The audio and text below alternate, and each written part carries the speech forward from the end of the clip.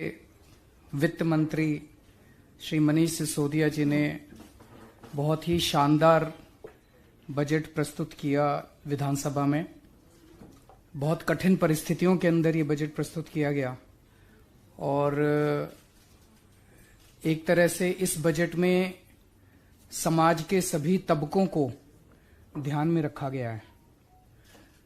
इसमें महिलाओं का भी ध्यान रखा गया है, इसमें बुजुर्गों का भी, स्टूडेंट्स का भी, यूथ का भी, इसमें सभी धर्म, सभी जाति के लोग, सभी के को ध्यान में रख के इतनी कठिन परिस्थितियों के अंदर ये बजट तैयार किया गया है। हम सब लोग जानते हैं कि किस तरह से पिछले एक साल में केवल दिल्ली नहीं, केवल देश नहीं, पूरी दुनिया के अंदर कोविड महामारी की वजह से बहुत बेहद कठिन परिस्थितियां पैदा हुई थी। पिछले एक साल में जहां हमारी इनकम, सरकार की इनकम आने के सोर्सेस बहुत ज़्यादा कम हो गए थे, हमारा एक्सपेंडिचर बहुत ज़्यादा बढ़ गया था, क्योंकि इतनी कठिन परिस्थितियों में हमें लोगों के लिए ढेर सारे हमने खाने के किचन्स लगाई, राशन बहुत सा 1 करोड़ लोगों को हमने राशन दिया, 10 लाख लोगों के लिए रोज खाना बनवाते थे, बुजुर्गों के लिए, टैक्सी वालों के ड्राइवर्स के लिए, ऑटो ड्राइवर्स के लिए 5-5 हजार रुपए महीने के हिसाब से उनकी इनकम के लिए हमने अरेंज किया। तो एक तरह से एक्सपेंडिचर के सोर्सेज बहुत ज्यादा बढ़ गए थे, इनकम के सोर्सेज कम हो गए थे, लेकिन और ऐसा सोचा जा रहा था कि साल के अंत तक आते आते पता नहीं अगले साल के बजट में हम लोग पिछले साल के मुकाबले बढ़ा पाएंगे कि कम होगा बजट। लेकिन मुझे बेहद खुशी है कि पिछले साल का बजट एस्टीमेट 65,000 करोड़ था और इस साल का बजट एस्टीमेट 69,000 करोड़ था, जो कि पिछले साल के मुकाबले लगभग 6% ज्यादा है।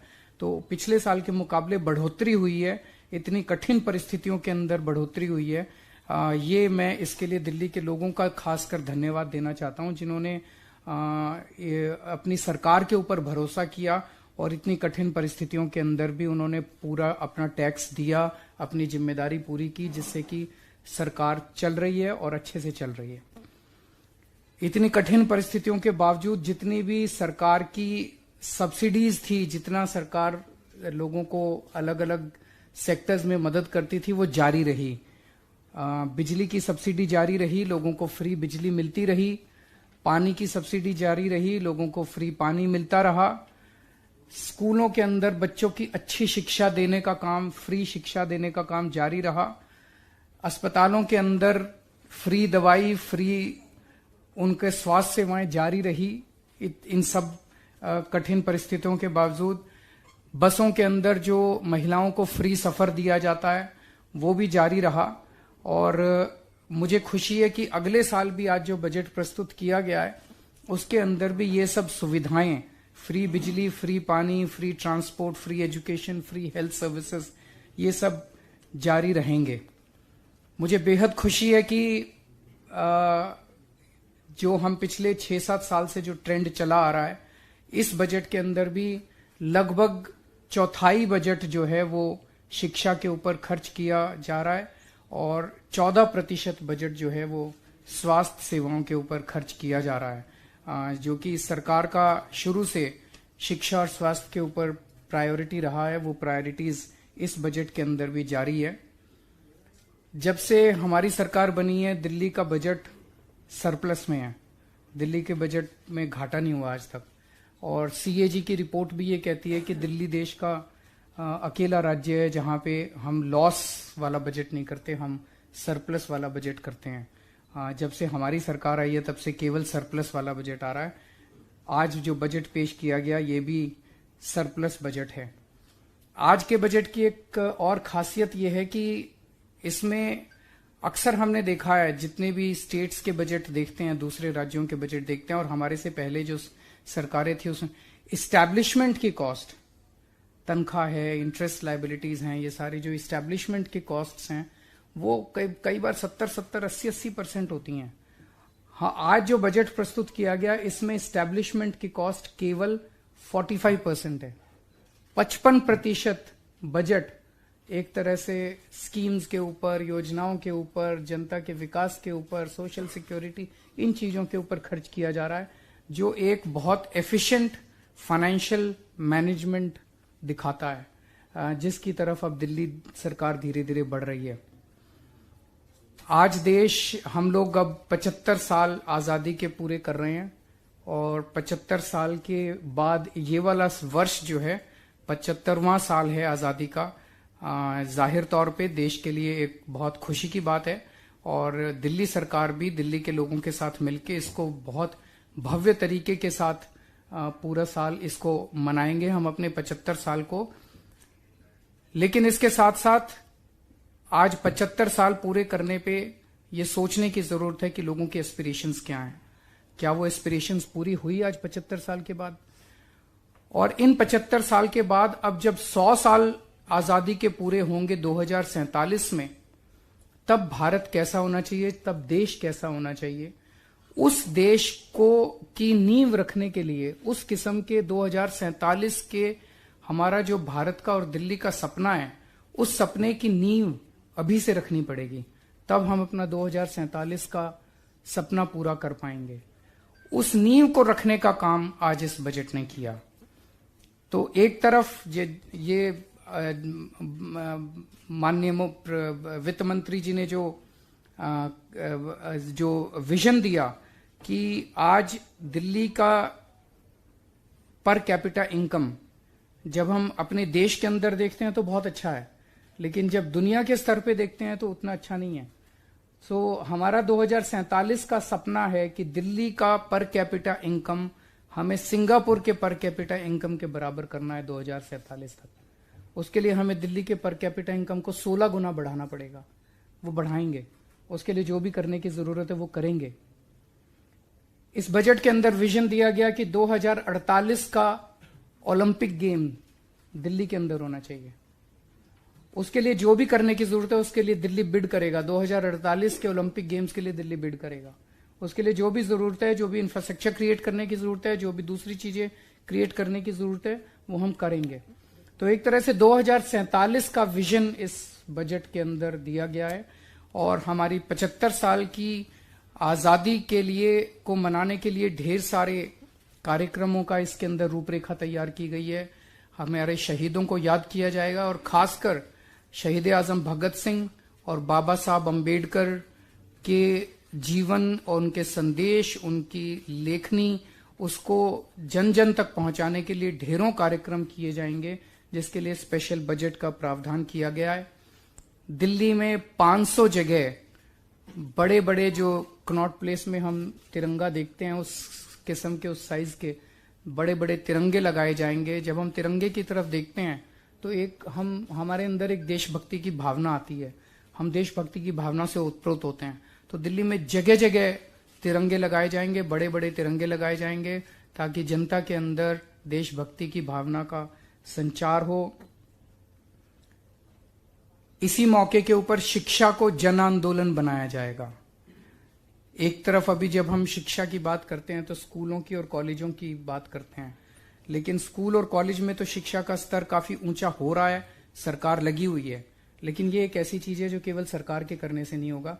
इसके लिए यूथ फॉर एजुकेशन कार्यक्रम शुरू किया जाएगा, जिसमें दिल्ली के युवाओं को, दिल्ली के, इसमें तो देश के युवाओं को जोड़ा जा रहा है, देश भर के युवाओं को जोड़ा जा रहा है, कि जो बच्चे जिनके पास साधन नहीं है, संसाधन नहीं है, 10वीं का बच्चा है, 12वीं का बच्चा है, वो जानना चाहता है कि मैं करियर में क्या क्या कर सकता हूं, उस बच्चे को गाइड करने के लिए हम उन युवाओं को जो अभी पास आउट होके कॉलेज में अपनी नौकरियां कर रहे हैं, उनको हम एनरोल करेंगे ताकि वो उनको फोन के ऊपर गाइडेंस दे सकें। तो एक यूथ फॉर एजुकेशन कार्यक्रम के जरिए शिक्षा को एक जन आंदोलन बनाया जाएगा।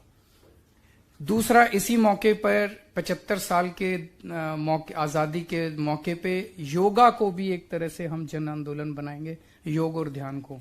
तो इसमें पूरी दिल्ली के अंदर जगह जगह जहां भी 25 लोग 50 लोग मिलकर सरकार को कहते हैं कि हम अपने योगा करना चाहते हैं, हम उनके लिए योगा की फ्री में व्यवस्था सरकार करेगी। उनकी कॉलोनी के अंदर, उनके पार्क के अंदर, जहां 25-50 लोग मिलकर कहेंगे कि हम योगा करना चाहते हैं, हम उनके लिए योगा का इंतजाम। तो योग को भी एक इवेंट के रूप में नहीं, लेकिन इसको एक जिंदगी का हिस्सा, जनता की जिंदगी का हिस्सा बने, वो किया जाएगा। इसके साथ साथ जो अभी मुझे बेहद खुशी है कि अब वैक्सीन आ गया और वैक्सीन के जरिए हम कोरोना को मात दे रहे हैं। तो जितने सरकारी अस्पताल हैं, जो प्राइवेट हॉस्पिटल हैं, वहां पे आप पे करके अपनी वैक्सीन लगवाते हैं, लेकिन सरकारी अस्पतालों के अंदर दिल्ली में जो भी फ्री में वैक्सीन लगवाना चाहता है वो किसी भी सरकारी हॉस्पिटल में जाके फ्री में वैक्सीन लगा सकता है। दिल्ली की जनता को फ्री में वैक्सीन लगाने का दिल्ली सरकार का संकल्प है। पहली बार देश के अंदर महिलाओं के लिए स्पेशल क्लिनिक्स बनाए जाएंगे। जो हमने मोहल्ला क्लिनिक बनाए, अभी तक 496 मोहल्ला क्लिनिक बन के तैयार हो गए। अब महिलाओं के लिए स्पेशल मोहल्ला क्लिनिक बनाए जाएंगे ताकि महिलाएं अपने इलाके के अंदर, अपने मोहल्ले के अंदर, बगल में जाके अपने इलाज करवा सकें। दिल्ली के हर नागरिक को हेल्थ कार्ड दिया जाएगा और हेल्थ कार्ड के जरिए उस हेल्थ कार्ड में अब उसको अपना एक्सरे, अपनी एमआरआई, अपना वो सब रखने की जरूरत नहीं है। सारा डेटा क्लाउड के ऊपर होगा और आप किसी भी हॉस्पिटल में, शुरू में केवल सरकारी हॉस्पिटल में इसको लागू करेंगे, फिर प्राइवेट हॉस्पिटल्स में भी करेंगे। तो आप केवल अपना हेल्थ कार्ड ले जाइए और आपके सारा डेटा उसके ऊपर अवेलेबल होगा। आप सब कुछ पूरा एक बहुत ही elaborate health information management system बनाया जा रहा है। आपको डॉक्टर की अपॉइंटमेंट भी उसके जरिए मिल सकती है, आपको लाइनों में लगने की जरूरत नहीं है। सब कुछ जो है वो हेल्थ मैनेजमेंट सिस्टम के ऊपर होगा। और दुनिया का पहला वर्चुअल दिल्ली मॉडल स्कूल बनाने की कल्पना इस बजट के अंदर की गई है, जिसमें क्लासरूम की दीवारें नहीं होंगी, स्कूल की दीवारें नहीं होंगी। आप कहीं से कभी भी किसी भी वक्त पढ़ सकते हैं। ये अपने आप का पहला स्कूल होगा जो कि दिल्ली में शुरू किया जाएगा। इसके अलावा और भी बहुत सारी योजनाएं हैं, आप लोगों ने सुनी आज। पानी के क्षेत्र में, परिवहन के क्षेत्र में, पर्यावरण के क्षेत्र में, हर क्षेत्र के अंदर इस बजट के अंदर सारी चीजों का ध्यान रखा गया। अब अगर आपके कोई क्वेश्चंस हैं तो आप। मेरा एक सवाल ओलंपिक को लेकर है। आपका जो विजन है 100 साल बाद 2048 में आप कह रहे हैं कि आवेदन करेंगे। मेरे से जुड़े हुए दो सवाल हैं। पहला सवाल मेरा ये है कि क्या इसके लिए आप आवेदन कर चुके हैं या करेंगे? नहीं, करेंगे। आप करेंगे क्या? इससे लेकर केंद्र सरकार से आपकी उनसे बातचीत भी करेंगे, सब मिलके करेंगे। तो देश की बात है, अपनी अकेली थोड़ी है। ये तो देश के लिए एक बड़े गर्व की बात होगी। तो जाहिर तौर पे केंद्र सरकार, दिल्ली सरकार मिलके ही करेंगे।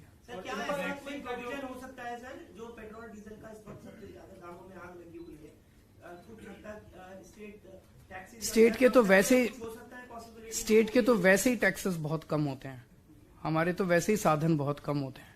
केंद्र सरकार के पास फिर भी साधन ज्यादा होते हैं।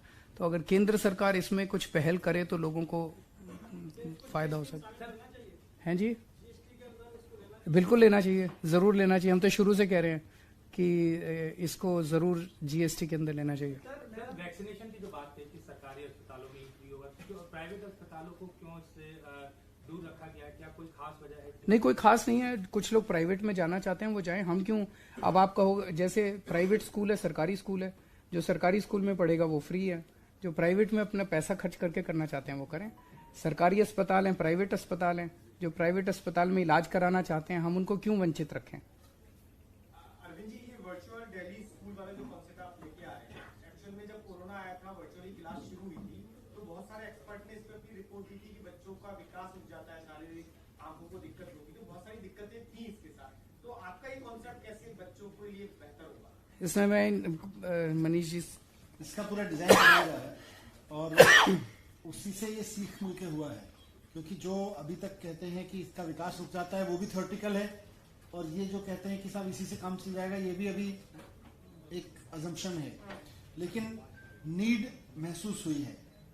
बहुत सारे लोग जो दिल्ली से यहाँ से चले गए अभी भी नहीं लौटे हैं। वो बिहार में, मध्य प्रदेश में, यहाँ तक कि महाराष्ट्र तक में हमारे बच्चे बैठ के अभी ऑनलाइन पढ़ाई ही कर रहे हैं, और हम उनके लिए अलग से स्कूल खुलने के बावजूद उनके लिए ऑनलाइन पढ़ाई ही करवा रहे हैं।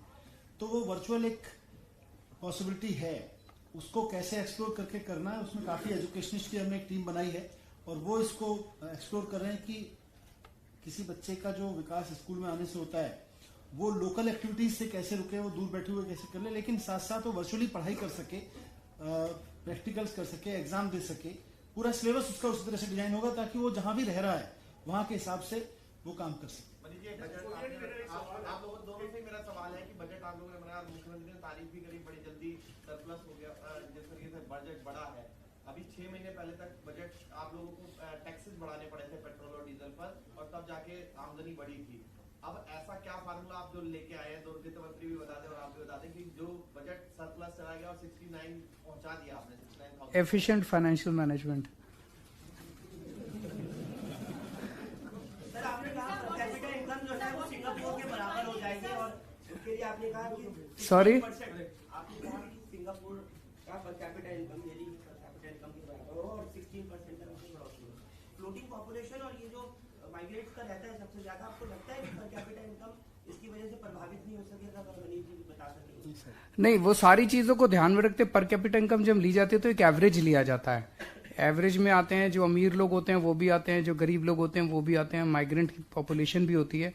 लेकिन एक एवरेज तौर पे आज जब हम दिल्ली की पर कैपिटा इनकम कहते हैं तो कितनी, लगभग 3 लाख के करीब है।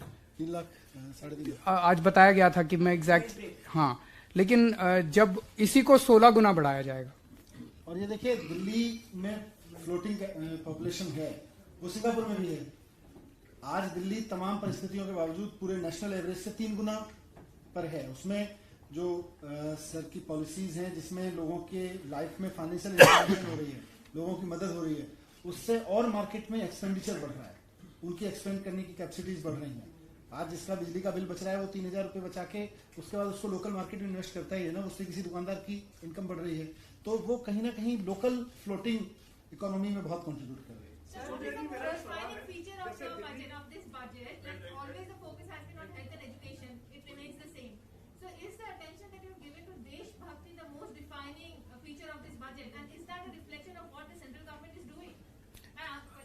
सर्टेनली देशभक्ति जैसा इन्होंने जब प्रेजेंट किया आज बजट, उन्होंने कहा ये देशभक्ति बजट है।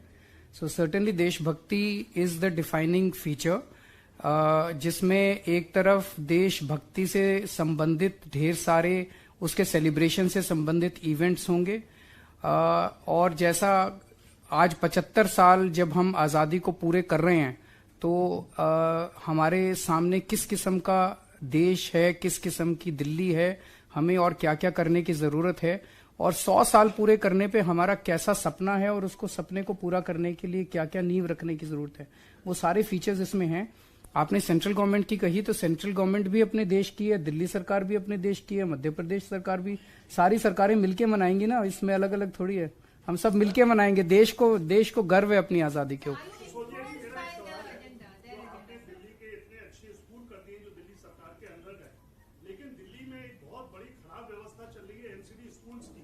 यद्यपि आपका अभी बहुमत नहीं है, अगले साल चुनाव होने वाले हैं, तो जब आप सत्ता में आएंगे और बहुमत आपका एमसीडी में होगा, बहुत ही हालत खराब है दिल्ली के एमसीडी स्कूल में, बच्चों को बैठने के लिए टाट पट्टी तक नहीं है, किताबें तो बहुत दूर की बात है। तो क्या उस व्यवस्था को सुधारने के लिए आप दिल्ली की जनता को आश्वासन देंगे कि एमसीडी के स्कूलों को भी वैसे किया जाए? बिल्कुल आश्वासन देंगे, एमसीडी में हमारी सरकार बनवाएगी, हम वो भी ठीक करेंगे।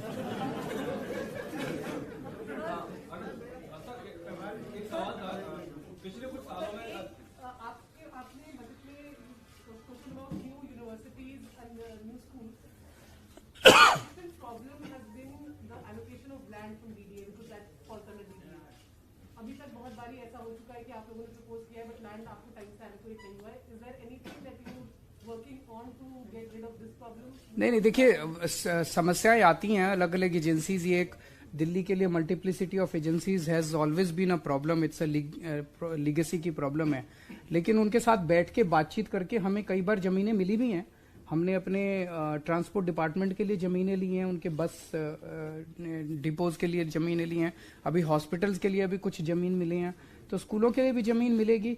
उन्होंने डीडीए ने एलोकेट किए हुए हैं कि ये एजुकेशन के लिए जमीन है, ये तो we will sit with them, we will work with them. Last question देशभक्ति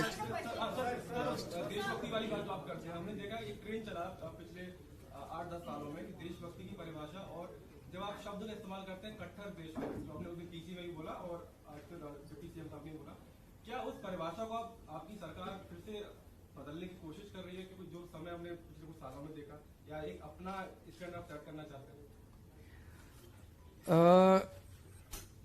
देशभक्ति की परिभाषा एक आम आदमी के लिए क्या होनी चाहिए? देशभक्ति की परिभाषा होनी चाहिए कि उसकी डे टू डे जिंदगी, पहली चीज तो ये होनी चाहिए कि उसे अपने देश के ऊपर गर्व होना चाहिए। दूसरा, वो जो डे टू डे जिंदगी जीता है, उस डे टू डे जिंदगी के अंदर वो जो कंडक्ट करता है अपने आप को, मैं ट्रैफिक लाइट वायलेट करता हूं और मैं कहता हूं मैं देशभक्त हूं, ये तो नहीं हो सकता। मैं अपनी जिंदगी में रिश्वत लेता हूं लेकिन मैं कहता हूं कि मैं देशभक्त हूं, ये तो नहीं हो सकता। मैं जिंदगी रिश्वत देता हूं और कहता हूं कि देशभक्त हूं, ये तो नहीं हो सकता। तो देशभक्ति की परिभाषा को हम उस तरह से अब डिफाइन करने की कोशिश कर रहे हैं, जैसा इन्होंने कहा कि देशभक्ति का जो करिकुलम भी बनाया गया है, उस करिकुलम में एक बच्चे को अपनी सिविक ड्यूटीज, एक अच्छा नागरिक बनना, देशभक्त बनना, वो सारे वैल्यू सिस्टम उसको सिखाए जाएंगे कि एक अच्छा नागरिक कैसे बनना है, एक अच्छा इंसान कैसे बनना है, और वही देशभक्ति है। देशभक्ति जब हम सुनते हैं कोई फलाना फलाना आदमी, आप ही लोग बताते हैं फलाना फलाना आदमी जापान गया था जी, टोक्यो गया था, उसको जब वहां पे एक आदमी मिला, उससे रास्ता पूछा उसने, तो वो उसको उसके घर तक छोड़ के आया। आप आके बताते हैं ना इस तरह से, कई बार हमें सुन, यही तो देशभक्ति है कि जब कोई विदेशी हमारे देश के अंदर आए तो वो वापस जाके कहे कि कितना अच्छा देश है। हम अपने आप को इस तरह से कंडक्ट करें कि सारी दुनिया कहे कि कितने अच्छे लोग हैं। सर, केंद्रीय मंत्री उन्होंने कहा है कि जो बदलाव से एनकाउंटर था वो सही था, और आज राजनीति नहीं करें, चलो, थैंक यू।